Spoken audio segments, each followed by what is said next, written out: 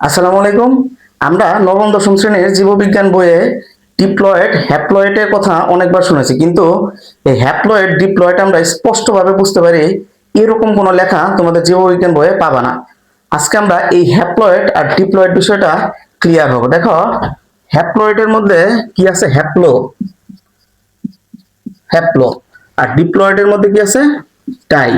তাহলে দেখো, এই হ্যাপ্লো কথাটার অর্থ হলো এক, মানে সিঙ্গেল। ডাই মানে দুই। ঠিক আছে। এখন দেখো, এই হ্যাপ্লয়েডের মধ্যে কি আছে? প্লয়েড আছে। ঠিক আছে। ডিপ্লয়েডের মধ্যে কি আছে? প্লয়েড আছে। তাহলে প্লয়েড মানে কি? প্লয়েড হলো নিউক্লিয়াসের ভিতরে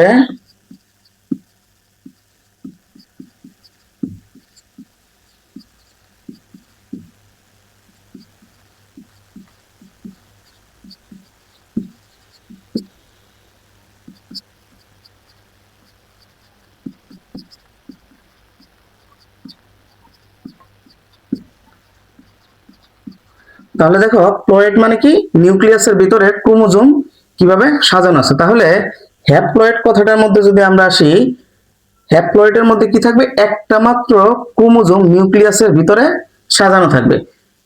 ডিপ্লয়েডের ক্ষেত্রে কি থাকবে? দুইটা ক্রোমোজোম নিউক্লিয়াসের ভিতরে সাজানো থাকবে। দেখো, হ্যাপ্লয়েড কোষ কোনগুলা? হ্যাপ্লয়েড কোষ হলো আমাদের জনন কোষ, শুক্রাণু, ডিম্বাণু, এগুলো। ঠিক আছে। তাহলে জনন কোষ।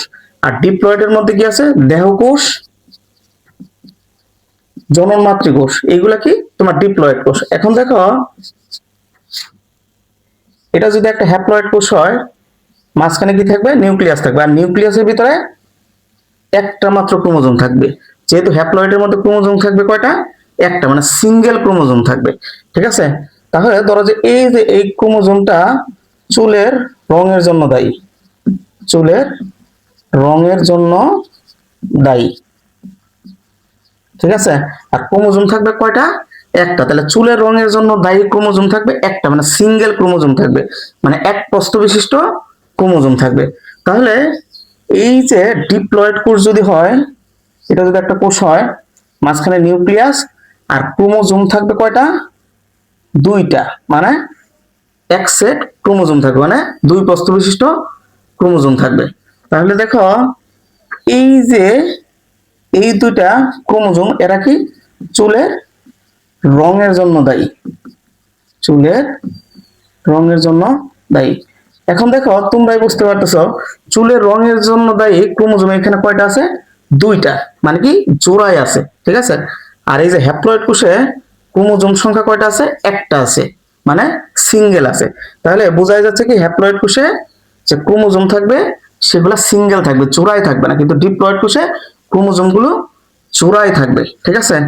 আমরা ছোট সময় থেকে একটা জিনিস জানি, যে আমাদের যে দেহকোষ থাকে, এইখানে ক্রোমোজোম সংখ্যা থাকে কয়টা?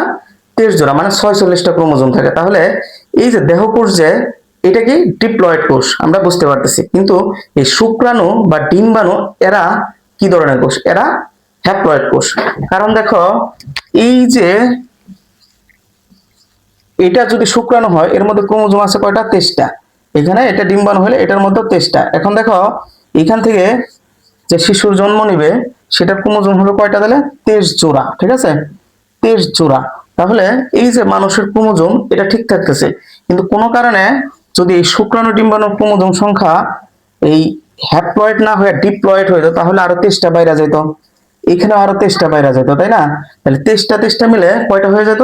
46 জোড়া হয়ে যেত। তাহলে ক্রোমোজোম হয়ে যেত কয়টা?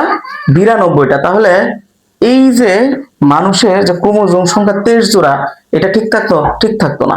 ঠিক আছে। তাহলে সবাই জেনে রাখবা, এই যে জনন মাতৃকোষ বা দেহকোষ, এরা হলো কি ডিপ্লয়েড।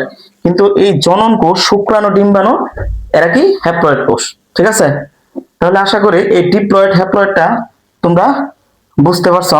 সঙ্গে থাকার জন্য অসংখ্য ধন্যবাদ।